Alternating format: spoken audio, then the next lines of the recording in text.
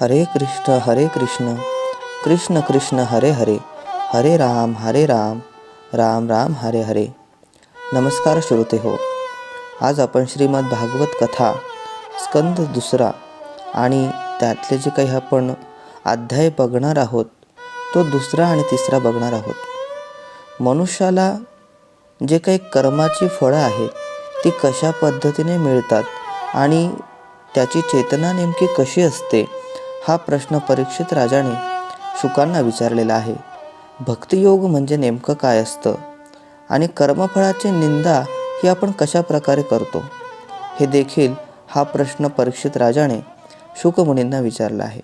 त्यावेळेस शुकमुनी पुढे सांगू लागलेत, राजन, शास्त्राने कर्म प्रवृत्ती निर्माण व्हावी म्हणून स्वर्गलोकाधिक अभिलाषा उत्पन्न होऊन अशी युक्त म्हणजे आशायुक्त प्रगती ही त्या ठिकाणी सांगितलेली आहे.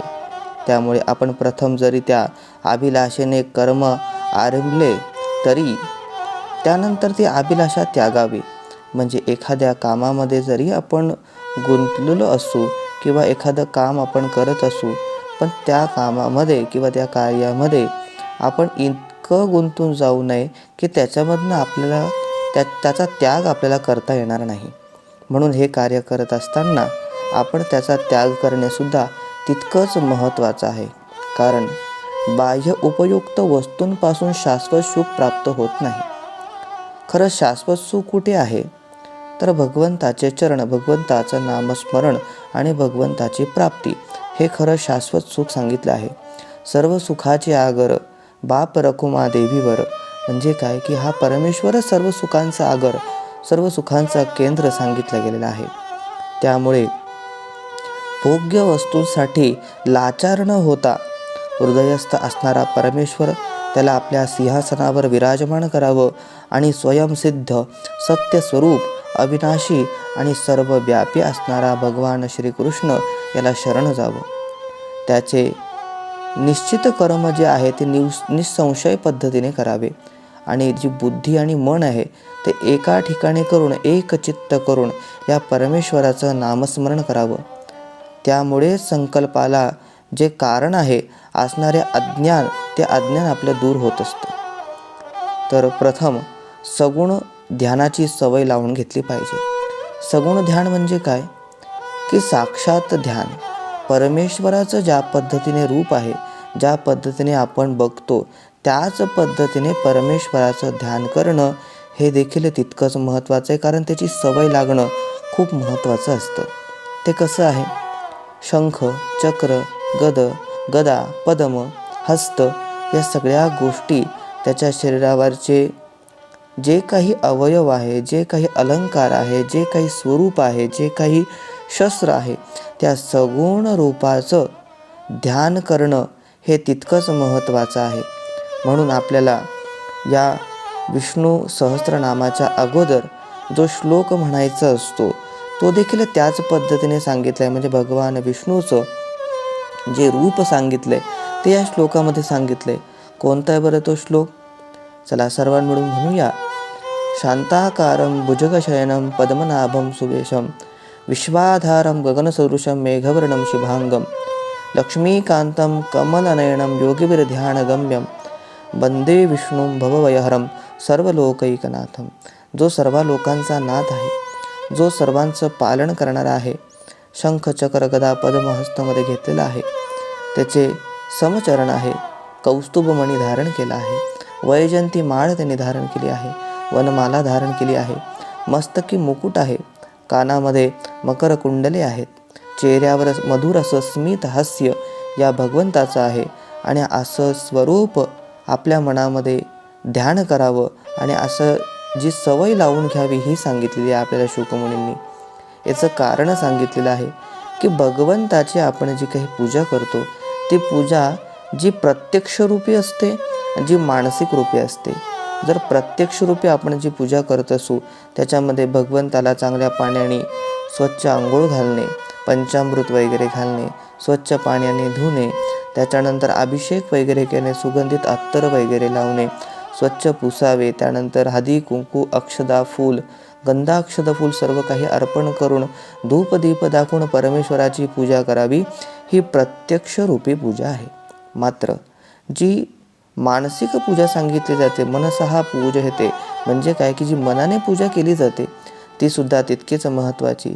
जरी आपण प्रत्यक्षामध्ये पूजा करत नसू किंवा आपल्याकडनं झाली नाही, पण आपण ज्या ठिकाणी आहे त्या ठिकाणी डोळे बंद करावे आणि साक्षात परमेश्वराचं रूप आपल्या डोळ्यासमोर आणावं आणि ज्या ज्या मनामध्ये आपण क्रिया करतोय त्या त्या क्रिया मनसहा म्हणजे मनाने आपण त्या देवावर करतो अशी भावना मनामध्ये निर्माण करावी.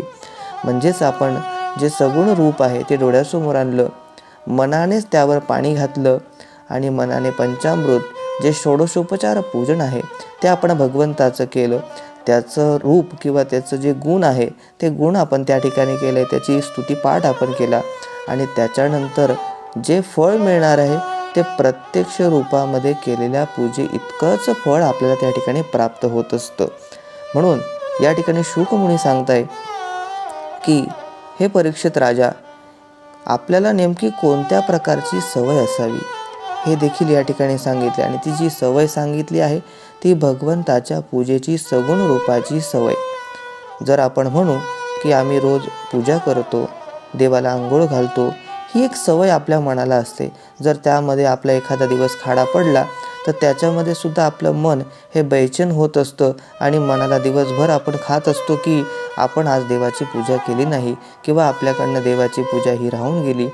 हे जे काही आहे ही मनाला सवय लागलेली असते आणि हे सवयीचा परिणाम हा काय असतो हा आपल्या सर्वांच्या परिचयाचा आहे. जर मनुष्याला सवय असेल तर त्या पद्धतीने आपल्याला त्या ठिकाणी फळ प्राप्त होत असतं. यावर सुंदर असा एक दृष्टांत द्यायचा झाला तर तो अशा प्रकारे आहे की एक कोणी ड्रायव्हर जो वाहन चालवत असतो, खूप सारे वर्ष म्हणजे एक 10-20 वर्ष त्याने वाहन चालवलेलं असतं आणि त्या ठिकाणी एकदा तो वाहन चालवत असताना त्याच्या मनामध्ये काय विचार असतात, कोणती क्रिया त्याच्या शरीराकडनं घडत असते, ती जी सवय त्याला लागलेली असते, त्याचा परिणाम असा झाला आहे की एके दिवशी तो व्यक्ती आपल्या परिवाराला घेऊन एका पिक्चरला म्हणजेच त्या ठिकाणी जो मूवी असतो तो पाहण्यासाठी गेला आणि त्या ठिकाणी गेल्यानंतर त्या ज्या बाकावर तो बसलेला होता त्या ठिकाणी तो त्याच्या शेजारी परिवाराला घेऊन बसला आणि त्या ठिकाणी तो पिक्चर पाहण्यासाठी त्यांनी सुरुवात केली. तो पिक्चर सुरू झाला आणि त्या पिक्चरमध्ये एक प्रसंग असा घडला की समोरून एक गाडी येत होती आणि त्याच्या समोरून एक ट्रक येत होती आणि ती जी ट्रक आहे, ते जे वाहन आहे ते आता पुढे एकमेकाला आदळलं जाणार, ठोकलं जाणार, ॲक्सिडेंट होणार अशी स्थिती पाहिल्यानंतर त्याच्या मनामध्ये म्हणजे जो व्यक्ती त्या ठिकाणी तो पिक्चर पाहत होता तर त्या ठिकाणी पुढचा पाय जो आहे तर तो समोरच्या जो बसलेला व्यक्ती होता त्याच्या बाकाला तो पाय लावला आणि जोरात तो पाय दाबला. ते जे बाक आहे ते बाक पूर्ण तुटून गेलं. याचं कारण काय की त्याला ती सवय होती की ज्या पद्धतीने आपली जी गाडी आहे किंवा आपलं जे वाहन आहे आता हे दुसऱ्या एखाद्या वाहनावर धडकेल त्या ठिकाणी आणि त्या वाहनाचा ॲक्सिडेंट होईल, म्हणून तो ब्रेक दाबायची जी सवय त्याला होती वाहनावर बसून तीच सवय त्या ठिकाणी पिक्चर पाहता पाहता निर्माण झाली आणि ते बाक तुटलं. विनोदाचा भाग सोडा, पण एक सवयीचा परिणाम नेमका काय असतो हे मी तुम्हाला सांगण्याचा प्रयत्न केलेला आहे. आणि अशीच सवय जर आपल्याला परमेश्वराची असेल, भगवंताचं नामस्मरण घेण्याचे असेल, त्याच्यामध्ये लीन होण्याची जर असेल तर त्या ठिकाणी आपल्याला शांती प्राप्त होत असते. मग प्राणायामाच्या सरावाचा प्राणवायू स्वाधीन करून घ्यावा. आपल्याला शुक मुनी या ठिकाणी परीक्षित राजाला सांगताय प्राणायामाचं महत्त्व सुद्धा किती मोठं सांगितलेलं आहे की प्राणायाम आपण जो श्वास या ठिकाणी घेतो आहे, जो प्राणवायू शरीरामध्ये घेतोय तो सुद्धा किती तेजस्वी असावा हे आपल्याला या ठिकाणी सांगितलेलं आहे. आणि त्या ठिकाणी आपल्याला परमेश्वराची जी काही नामभक्ती आहे ही प्राणायामाच्या माध्यमातून कशी उपभोगायला मिळते किंवा कशी जाणून घेता येते ती म्हणजे असे की ज्या वेळेस आपल्याला आपल्या गुरुमंत्राचा जप करायचा असेल त्यावेळेस आपण श्वासोगणित म्हणजे आपला श्वास ज्या पद्धतीने चालू आहे त्या पद्धतीने जर आपण गुरुमंत्राचा जप केला किंवा गायत्री मातेचा जप केला किंवा एखाद्या आपण ज्या देवाला मानत असू त्या देवाचा जप जर आपण केला तर त्याचा प्रभाव देखील आपल्या पूर्ण शरीरावर पडत असतो आणि त्याच पद्धतीने आपल्याला फळ प्राप्त होत असतं. हे राजन, परीक्षित राजाला सांगताय, हे राजन, तू मोक्ष मार्गाचा विचार केला आहे आणि मोक्ष मार्ग नेमकं काय आहे हा प्रश्न विचारल्यामुळे मी हा सर्व जे काही उत्तर हे थोडक्यात तुला दिलेलं आहे. पण सांसारिक कला जरी जमल्या नाही पण भक्ती मार्ग अवलंबणे हा सुद्धा मनुष्याचा सगळ्यात मोठा एक आधार सांगितलेला आहे. कारण ज्याला संसारच जमला नाही त्याला परमेश्वर म्हणजेच काय, अध्यात्म कसं जमणार आहे. म्हणून समर्थ रामदास स्वामी सांगत असतात की आधी प्रपंच करावा नेटका, मग घ्यावा परमार्थ मार्ग विवेका. म्हणजे काय की परमार्थ हा मार्ग इतका काही सोपा सांगितलेला नाही. अहो, आपल्या जीवनाच्या कार्यामध्ये, दिवसभराच्या कार्यामध्ये क्वचित आपल्याला बळजबरी आपल्या बुद्धीला आणि मनाला सांगून 10 मिनिटं देवाकडे बसून परमेश्वराची प्रार्थना करावीशी कुठेतरी जाणीव होते. पण आपल्या शरीराला जर अशी सवय लागली की जर आपण दिवसभर कार्य करतोय पण प्रत्येक क्षणोक्षणी आपल्या मनामध्ये जर परमेश्वराचं चिंतन असेल, परमेश्वराचं नामस्मरण असेल आणि या परमेश्वराची भक्ती मनामध्ये असेल तर आपल्याला आपल्या मनाला आणि बुद्धीला विशेष कार्य करण्याची किंवा विशेष कार्य सांगण्याची सुद्धा गरज पडणार नाही. म्हणून म्हणतात की कामात राम आहे. ठीक आहे, पण ते काम करत असताना रामाचं नाव घेणं हे सुद्धा तितकंच महत्त्वाचं आपल्या जीवनामध्ये सांगितलेलं आहे. शुकमुनी या परीक्षित राजाला सांगताय, स्वतःला मन, बुद्धी, अंतःकरण, जीव वेगळा करण्यापेक्षा त्या ठिकाणी परमेश्वराचं चिंतन या सर्व गोष्टी जे पंच ज्ञानेंद्रिय, पंचकर्मेंद्रिय, श्रवणेंद्रिय या सर्व इंद्रियांना जर आपण परमेश्वराच्या कार्यासाठी लावलं तर ते देखील एक नामस्मरणच आहे आणि ते देखील एक सेवाच भगवंताची या ठिकाणी सांगितलेलं आहे. म्हणून नामस्मरण हे तितकंच सांगितलं आहे, त्याचं मनन करायला सांगितलं आहे, त्याचं श्रवण करायला सांगितलं आहे. या भागवतामध्ये एक श्लोक आपल्याला त्या ठिकाणी येतो जो आपल्याला नवविधा भक्ती सांगतो. ती कोणती? श्रवणम कीर्तनम विष्णुस्मरणम पादसेवनम अर्चनम वंदनम दास्यम सख्यम आत्मनिवेदनम. अशा ज्या 9 प्रकारच्या भक्ती सांगितल्या त्यापैकी प्रथम क्रमांक येणारी जी भक्ती आहे ती म्हणजे श्रवण भक्ती सांगितलेली आहे. ती श्रवण भक्ती या कलियुगामध्ये सर्वात महत्त्वाची सांगितली आहे. चांगलं श्रवण करणं हे सुद्धा आपल्या जीवनामध्ये किती महत्त्वाचं आहे हे देखील आपल्याला शुकमुनी या ठिकाणी सांगता आहे.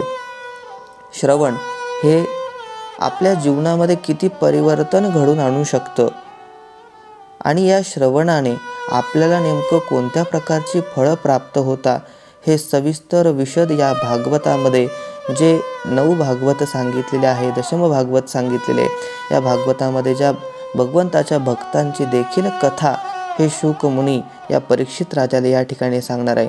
आणि निष्काम भक्ती ही आपल्याला त्या ठिकाणी सर्वात महत्त्वाची सांगितली आहे. हा व्हिडिओ जर तुम्हाला आवडला असेल तर जास्तीत जास्त लोकांपर्यंत शेअर करा, लाईक करा आणि सबस्क्राईब करायला मात्र विसरू नका. हरये नमः, हरये नमः, हरये नमः.